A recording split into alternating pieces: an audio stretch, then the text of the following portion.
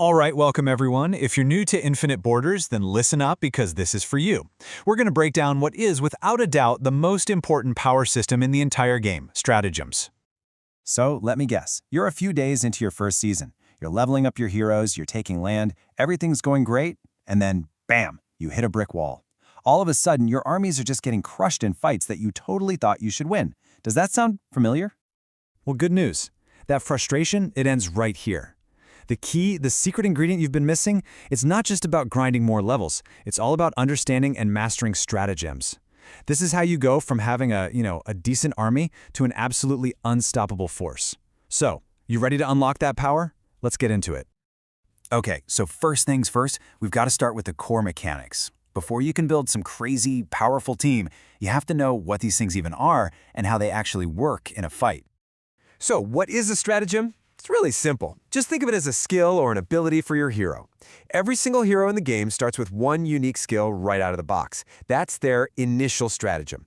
But, and this is the important part, that's just the beginning. The real power comes when you start adding more. And here's how that journey looks. You start with that one skill, right?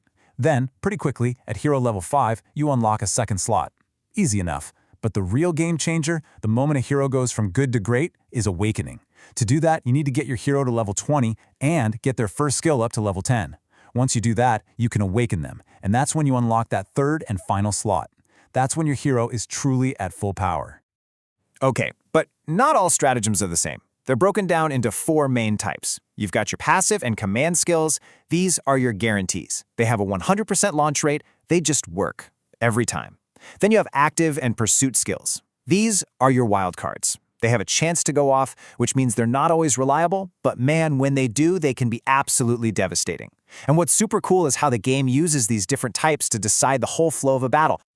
So, picture this. A battle starts. Before a single hero moves, your passive skills are already active, providing buffs. Then, boom, the command skills all trigger at once. Then, and only then, do heroes start taking their turns. And during their turn, they might use an active skill. And if they do a regular basic attack, there's a chance a pursuit skill will pop off right after. Seriously, understanding this sequence is huge. It can absolutely be the difference between winning and losing. All right, so we know what they are. The next big question is, how do we get more of them? And more importantly, how do we make them stronger? Let's talk about building up your arsenal.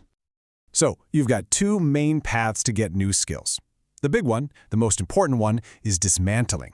You can basically sacrifice a hero you're not using to rip out their unique skill and turn it into a stratagem that any hero can use. This is how you get all the really powerful stuff. The other way is through petition rewards. As you play the game and do quests, you'll just be handed some really solid starter stratagems. It's a great way to build up your basic toolkit. But just getting a stratagem is only half the battle. A level 1 skill is, well, it's not going to do much for you. So how do you make them stronger? The answer is something called Stratagem EXP. It's this special resource, and its only purpose in life is to level up your skills. And when you level them up, 2 amazing things happen. The skill's effects get way stronger, and for those chance-based skills, their launch rate goes up. That means they become more reliable, which is absolutely huge.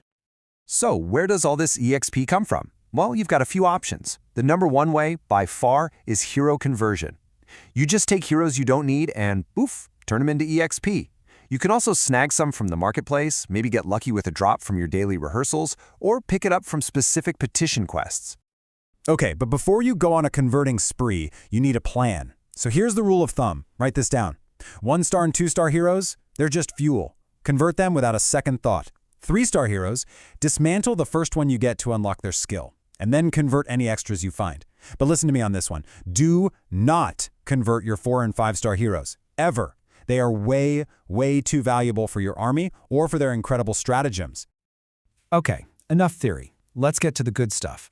We're going to talk about the exact stratagems you should be chasing down as a new S1 player. These are the ones that will give you an instant, noticeable power boost.